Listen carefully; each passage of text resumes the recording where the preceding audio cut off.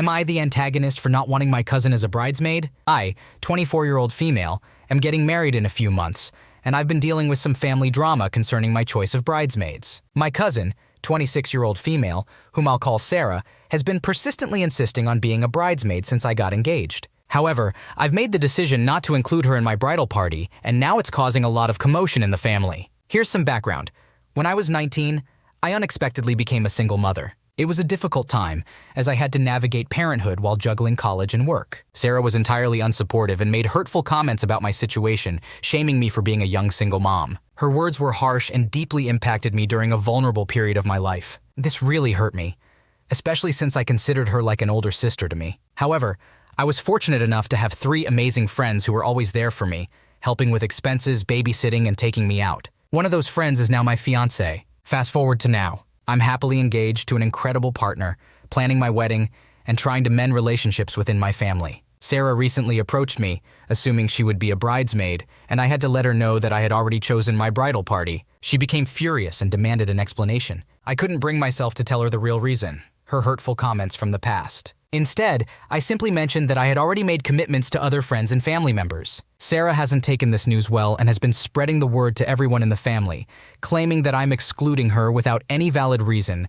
and portraying me as the villain. Now my family is insisting that I include her in order to avoid further drama, but I don't want to. She knows that I am planning a week-long trip with just my 2 friends as bridesmaids. My fiancé is doing something similar with his groomsmen, and I feel like the only reason she reached out again was because of that. When I shared this with my aunt, she called me an asshole and said that Sarah is family and deserves more consideration than my friends. So, am I in the wrong for not wanting Sarah as a bridesmaid due to her past behavior, even though it's causing tension within the family? Or should I just give in to keep the peace? You are not the asshole for not wanting Sarah as a bridesmaid due to her past behavior. It's understandable that her hurtful comments during a vulnerable time in your life have left a lasting impact on you. It's your wedding day, and you have the right to choose your bridal party based on the relationships that are important to you.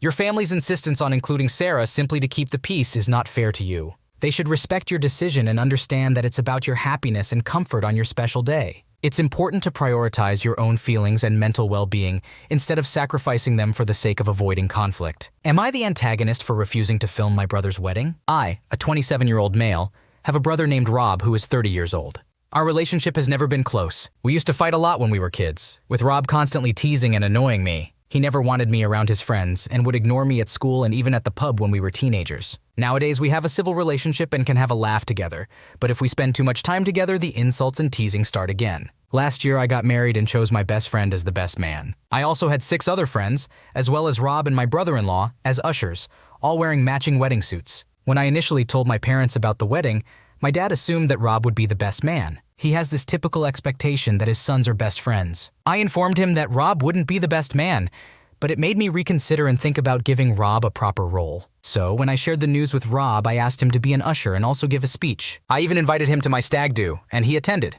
During the wedding, Rob and his fiancée were seated near the top table with people they knew and got along with. Rob enjoyed giving his speech and took pleasure in sharing embarrassing stories, something I was prepared for and took in good humor. Now, Rob is getting married soon, with his best friend as the best man. He has asked 6 friends and his future brother-in-law to be ushers, and they will soon be going for suit fittings. However, I have not been asked to be an usher or wear the appropriate suit. I was not invited to his stag do, but his future brother-in-law and father-in-law were. On the seating plan, my wife and I are seated at the table farthest from the top table, surrounded by much older guests who we do not know.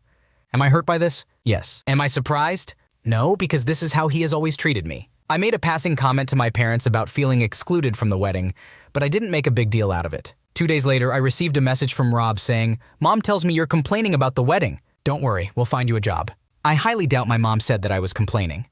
The next time I saw them, Rob's fiancée mentioned that they wanted me to film their wedding. They would buy a decent camera and some editing software so that I could create a beautiful video memento for them. She said all this with a big smile, as if she was offering me the best job in the world. It was evident that they were asking me as an afterthought and to give me some sort of role. It would be like I was staff working the whole day. Filming and editing videos is not my expertise. I don't agree with the argument that pointing a camera in the right direction is all it takes. It is a task that requires skills I do not possess. Additionally, I would struggle with the editing process, which would consume hours of my time. The end result would most likely look amateurish, and I already know that Rob would use that as another reason to tease me for the rest of our lives, just as he already does with other things. So I express my inability to accept being asked to film the wedding, especially considering it was offered as an afterthought and without pay. I then left the situation.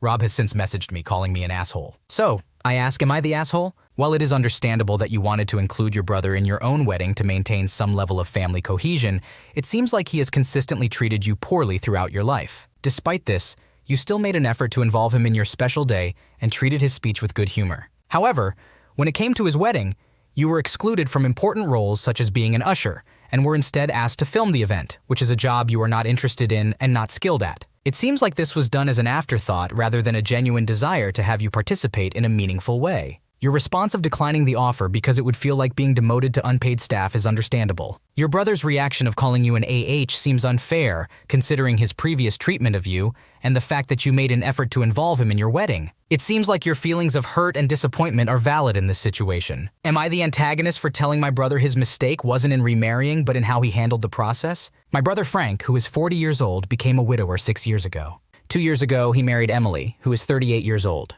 Frank has 3 children with his first wife, Ava, 14 years old, Noah, 13 years old, and Harley, 10 years old. Emily also has a son who is 9 years old and a stepdaughter, who is 12 years old and under her custody from her previous marriage. Frank and Emily began dating just before the pandemic started, without the knowledge of their children. Frank informed the kids about his relationship 2 months before the wedding. A month later, he announced that he was getting married and that Emily and her children would be moving in. Frank's children have had a harder time adapting compared to Emily's children. They have refused to participate in family activities, shown distance and coldness toward Emily and her children, and have even yelled at Frank multiple times. They accuse him of replacing their mom and express their apathy toward Emily, stating that they do not care about her and do not want her around. Around 7 months ago, Frank, Emily, Ava, Noah, and Harley started attending family counseling. They have seen 3 therapists so far, as the kids were silent and unresponsive during sessions, causing the therapist to primarily engage with Frank and Emily. Recently, Frank began complaining about how angry his kids are with him. He believes they are selfish for expecting him to remain single for the rest of his life. He is tired of them not making an effort to make the blended family work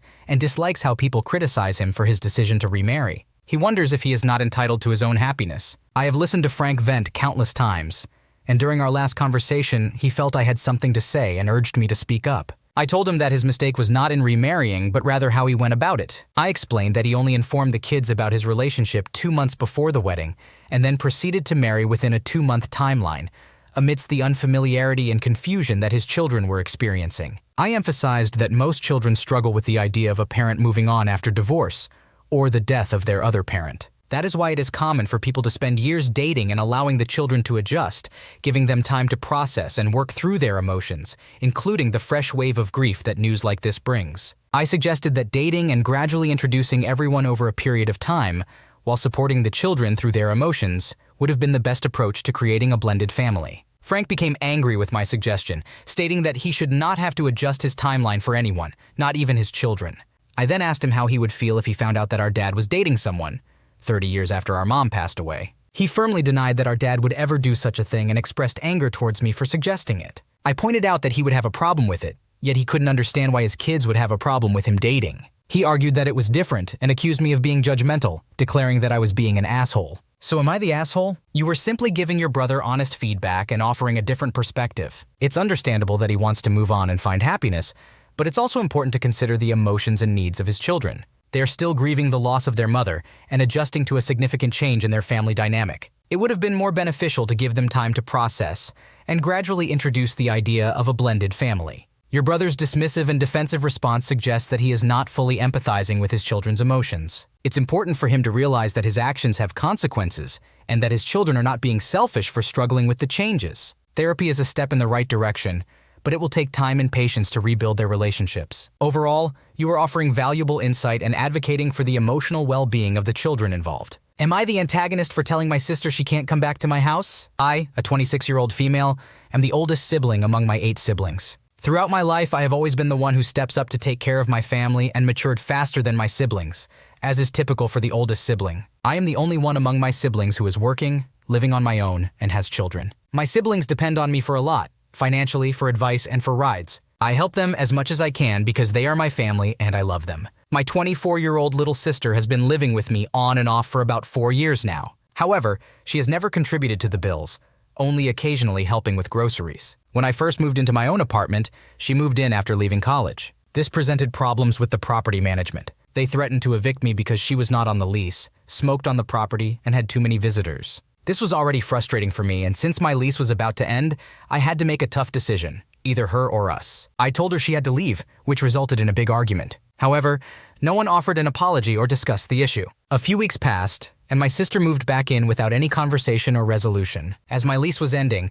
I tried my best to find another place in time, but I ran out of options. I asked my sister if she could put the new place in her name since we were practically living together anyway, in order to avoid moving back to our grandmother's house. She refused, so I and my kids had no choice but to move back to our grandmother's house. After 6 months, I finally moved into my new place. Fast forward 3 years, and my sister has been living with me for all this time. When I moved here, I established some ground rules, or so I thought, to ensure that she didn't disrupt my peace like she did in the previous apartment. However, just last year, she wrecked my new Jeep. Then this year, she had another accident in my new car. She received insurance money for both accidents, but did nothing with the money. In addition, she has a dog who I now take care of because she refuses to fulfill her responsibilities. I have talked to her multiple times about disregarding my house rules and not contributing to bills or household chores, and each time she promises to do better.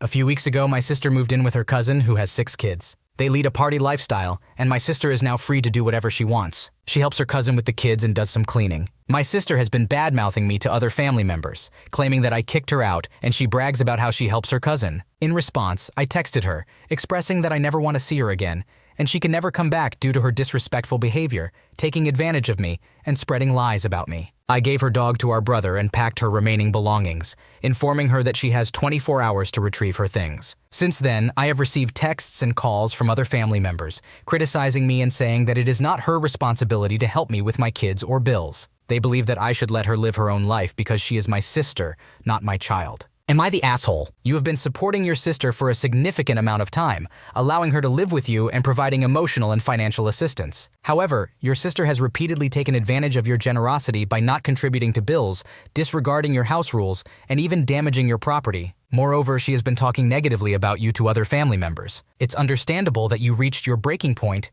and made the decision to cut ties with her. It's important to prioritize your own physical and emotional well-being, as well as that of your children. It seems like you have tried to communicate with your sister about your concerns multiple times, but she hasn't shown any signs of change. While some family members may argue that your sister doesn't have an obligation to help you with your kids or bills, the issue here is her lack of respect and gratitude for your support. Setting boundaries and taking care of yourself and your immediate family should be a priority. In conclusion, you are not in the wrong for deciding to sever ties with your sister after she continually took advantage of you and disrespected you.